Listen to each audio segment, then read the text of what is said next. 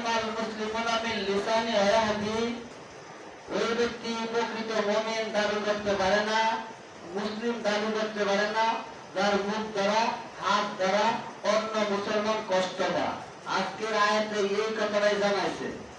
আপনারাও বাইরে দেখবেন, কিন্তু আপনারা হয়তো বুঝতেন না কথাটা। একই কথা জিজ্ঞাসা করবেন, দেখি কিরকম বুঝেন আপনারা। সূরা আহজাবের 70 নম্বর আয়াতে বলছে ওয়াকুলু কাওলান সাদীদা, কথা বলার সময় সত্য কথা বলে। ইসলিহ লাকুম আমালাকুম, আল্লাহ তাআলা আপনাদের আমলগুলোকে সুন্দর করে দিবেন।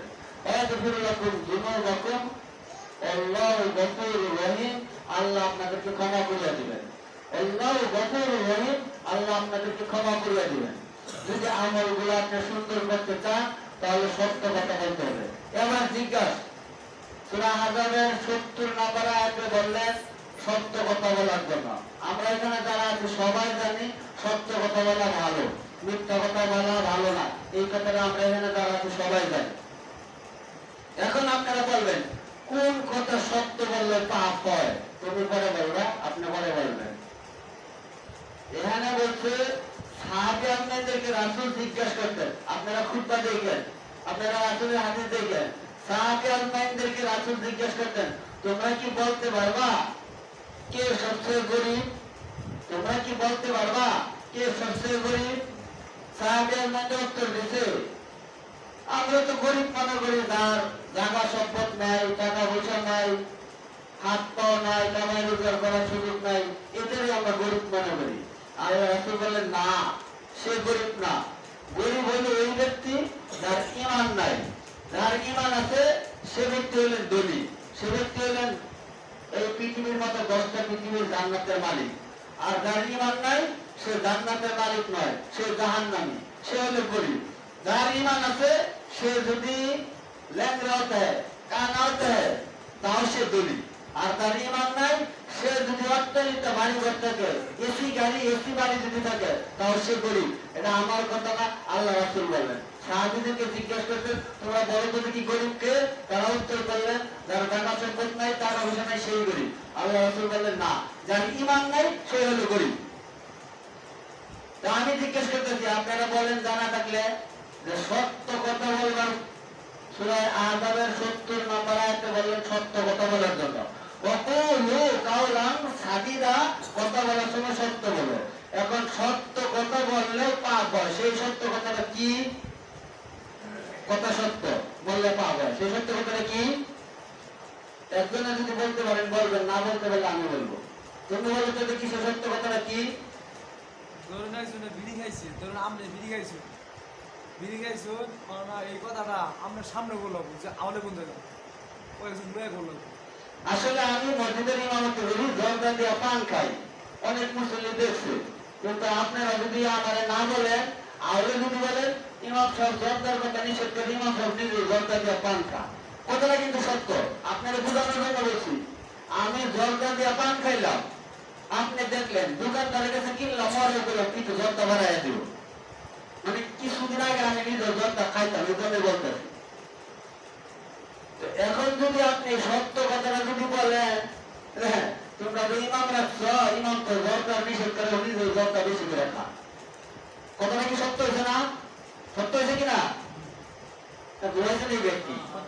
কিছু হা না করে, হা না করে বুঝানো যে কথাটা বুঝতেছে, আর হানা না করলে মনে হবে না ঘুমাইতেছে, আপনার কথা বুঝে না। এই সত্য কথাটা বললেও আপনার পাপ। এই সত্য কথাটা বলতে হবে, ইমাম সাহেব জর্দা খাওয়া ভালো না, আপনার জর্দা খাইলে, এটা যদি আপনি আমার সামনে বলেন তাহলে আপনার পাপ নাই। আবার এই কথাটাই যদি আপনার পরামর্শ নেওয়ার জন্য মানুষের কাছে বলেন, একই কথা দুই রকম, একই কথা দুই রকম, বুঝলে করি, না বুঝলে করি।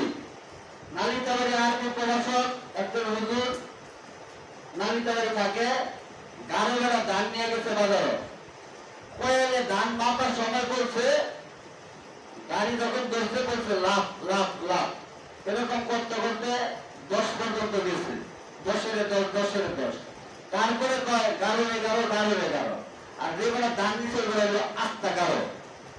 নালিতাবাড়ি বাজারের পাশে অনেক গাড়ি থাকে, গাড়ি ভাড়া ধান নিয়ে গেছে বাজারে, কয়েলের বাসা হইল 10-এর 10, 10-এর 10, তারপরের ভাষা হলো 11 আমরা তো কই 11 পুরার 11 কয় না ও কই 11 গানে বলা দান মাপতে না মাপতে শেষ করতে খাবার দেওয়ার দোষ কই আমি দান আনছি মাপছস কম পড়লো আমার দোষ তুই আমার গান বাড়তে লিখে লিখে কম আসলে কিন্তু মানুষের কথা বলে এক দেশের বুলি আর এক দেশের গালি কয় কি কয় না তো গারোগার ভাষা কয়েলটা বুঝছে না আপনার যদি ভাষা আমার না বুঝেন তাহলে পরবর্তীতে বুঝবেন ওই কয়েলের মতো কয়েলে বলছে আপনার গারো যাচ্ছি না আমার ভাষা হলো 11 10 এটা আমাদের ভাষা আপনার গানার জন্য বলছি না যখন বুঝাই দিতে তখন আর মারপিট নাই এগুলো একই কোরআন হাদিসের কথা আপনি বুঝলে আপনার কাছে ভালো লাগবে না বুঝলে আপনার কাছে খারাপ লাগবে আপনার বোঝানোর জন্য বলতেছি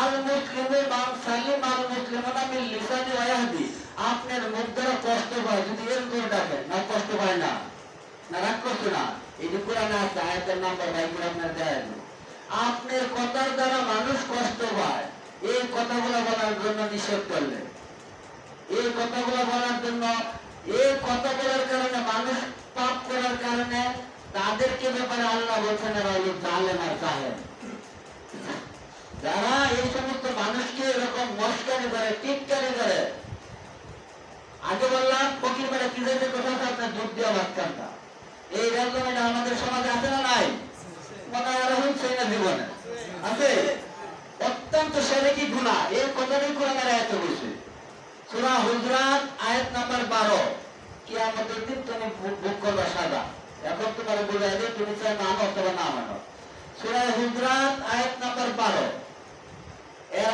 আগের আয়াতে বলছে 11 নম্বর আয়াতে বলছে কোন নামে ডাকিও না মানে নাম একটা দাহে আরেকটা মানুষের নাম রাখছে একটা বাপ মায়ের নাম রাখছে একটা দাদা দাদি মস্করি করে দাহে আরেকটা না এরকম দাহে না এই ডাকার কথা নিষেধ করছে যার যে নাম সেই নামে ডাকতে বলছে কোন নামে ডাকলে সে ব্যক্তি জাহেল আর ওই সমস্ত মানুষকে যারা মস্করি করে টিটকারি করে যে দুধ দিয়ে ভাত খাইছেন দুধ খাইছেন বা এরকম এক দুধ দেয় আপনাদের এলাকায় কত মানুষ খুব কষ্ট পায় যে আমার পালারা খায় তেল দিলে আমার সোনালিগুলো নামায় তেল দিলে এই কথা বলার কারণে তারা খুব কষ্ট পায় এই কষ্ট পাওয়ার কারণে ওই ব্যক্তির জন্য আল্লাহ ঘোষণা করে এটা হলো জাহেল এখন আপনি বিড়ি নিশা লেগে থাকতে পারেন না কিন্তু এই কথাটা সারা সম্ভব না অসম্ভব এটা সারা কি খুব কঠিন এই কথাটা শোনার পরে যদি আপনি না মানেন তাহলে আপনি কি মানবেন যদি নিজে নিজে তওবা না করেন অনুতপ্ত না হন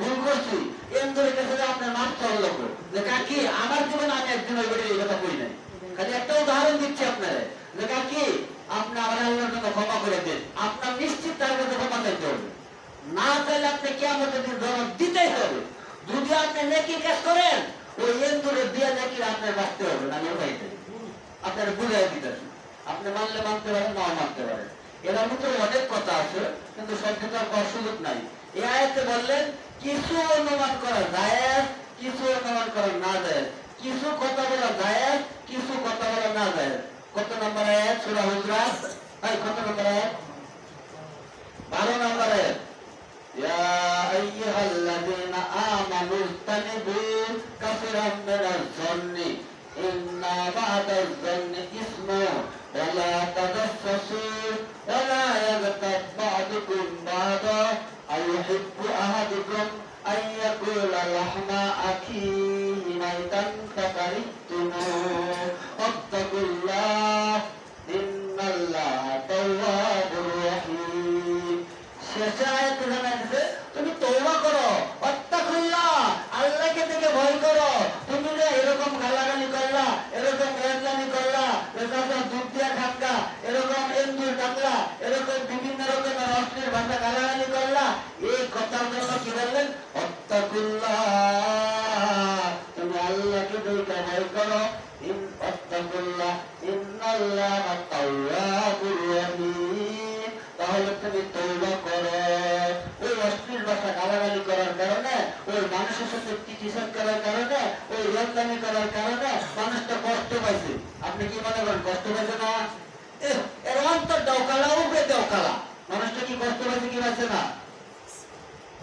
পাইছে উপরে যেরকম কালা অন্তর দাওকালা এই কথাটা কইলেন কার সাথে? আরেকজনের সাথে।